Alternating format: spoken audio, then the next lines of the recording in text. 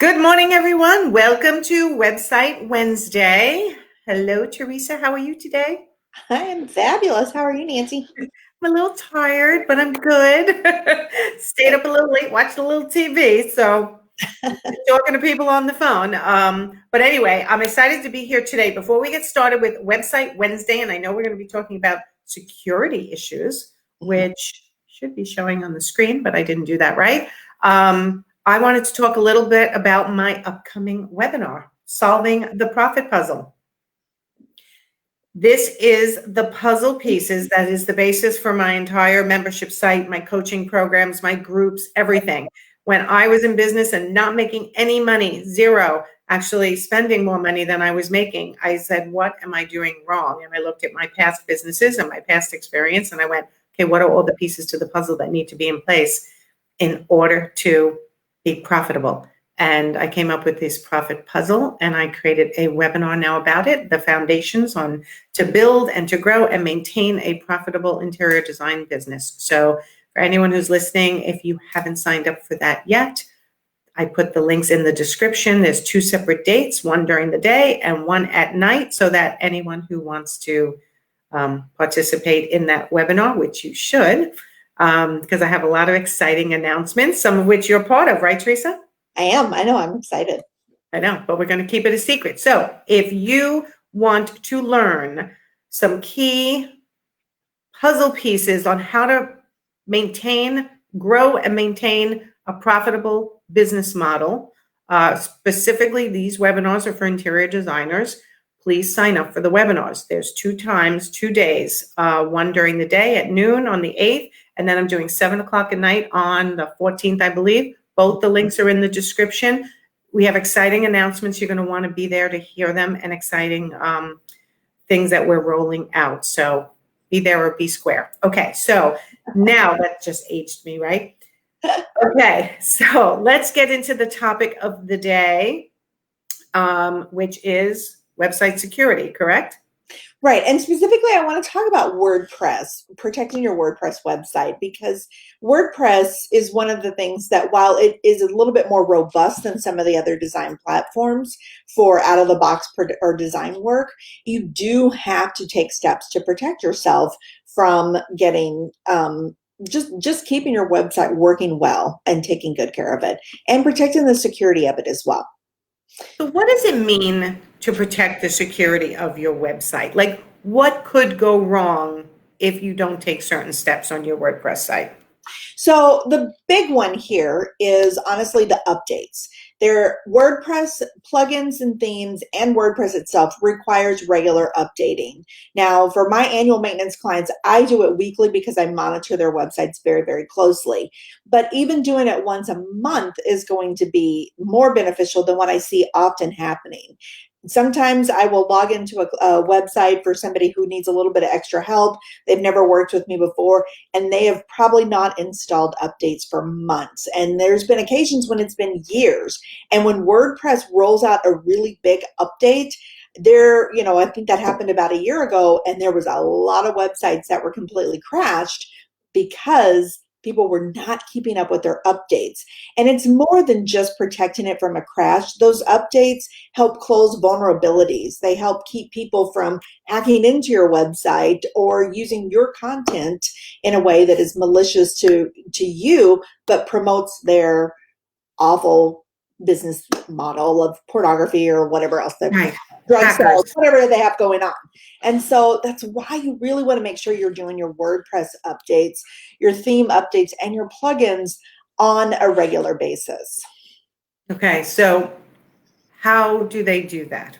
So I do have a blog post that tells them about doing that, and it's really simple and easy, but there are a couple best practice things that I wanted to share.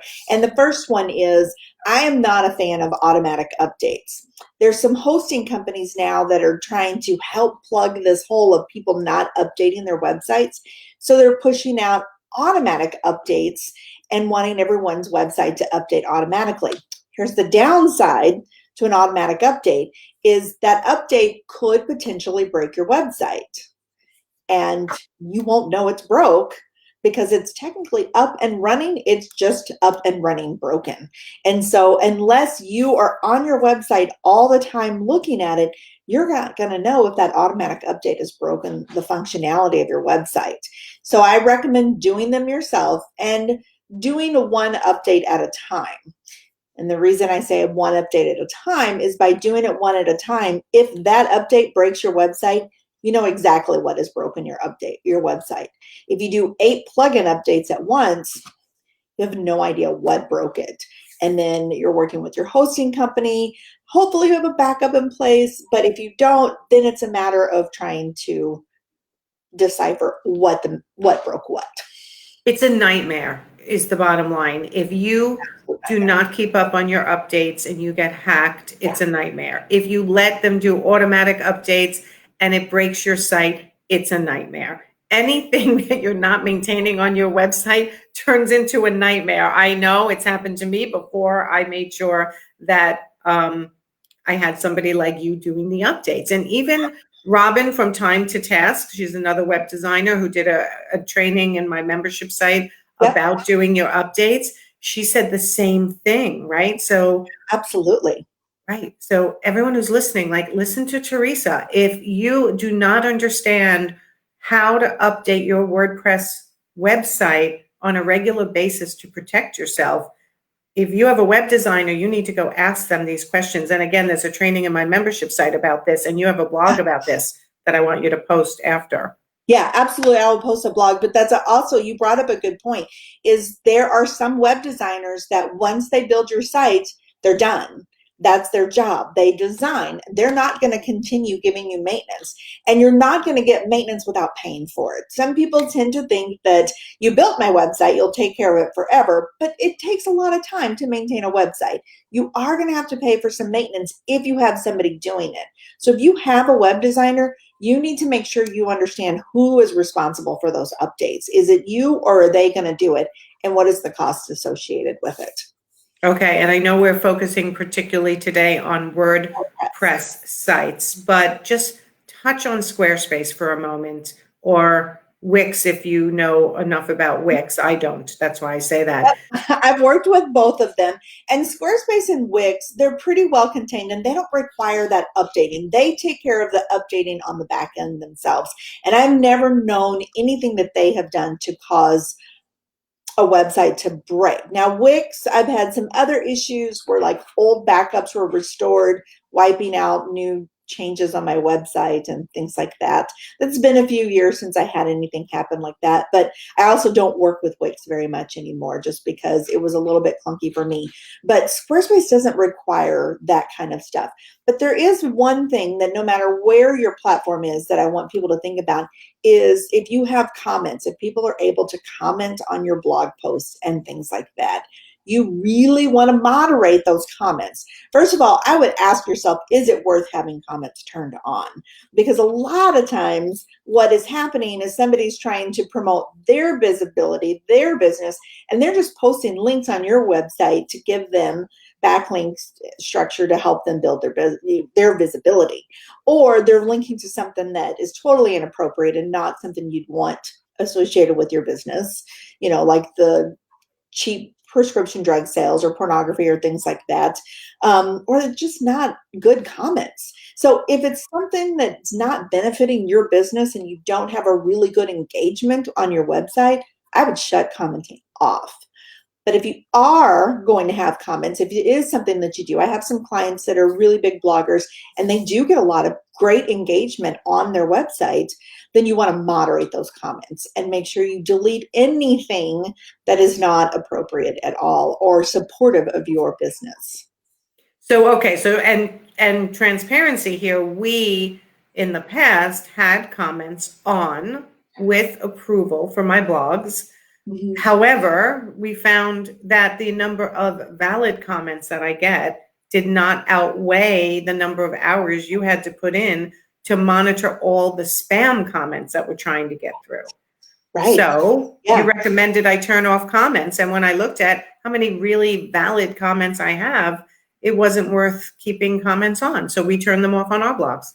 Yeah, absolutely. And just a good example with with your website, I was deleting more comments each week and scrolling through each comments to see if there was anything legit than you actually have.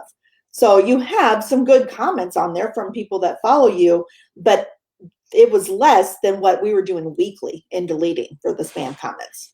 Right. And you know what? Most of the time, I have to tell you, when my blog goes out via email, I get a bunch of emails back where people just tell me what they think, of which they don't write it on the blog itself. They email me back, which I totally appreciate and love. Yeah. And even though it's supposed to be great for Google to have comments on your blog, I get that. And I wish we had more legit comments than we had spam comments, but we didn't. So I'm not going to sit there and dwell on it. I'm going to just go, you know what? Turn it off. Not cost You're effective. engaging with people in many other ways, through your Facebook, through your Instagram, your LinkedIn. You're engaging with people all over the place. So it's okay to shut it off. Right. Okay. All right. So you're going to post your blog that talks about WordPress security. Yes, absolutely. Okay. Okay. And for those of you who are just entering now at the end of the broadcast, go back to the beginning. Listen to my announcement of my upcoming webinars. You're not going to want to miss them. We already have, I think, 30 people signed up. And we only announced it once so far. So I'm really excited to do this next week to teach people how to start running a profitable business, the pieces of the puzzle that they need. So, all right. Thank you, Teresa. And I will see you Wednesday. All right. We'll see you then. All right. Everyone have a great day. Bye.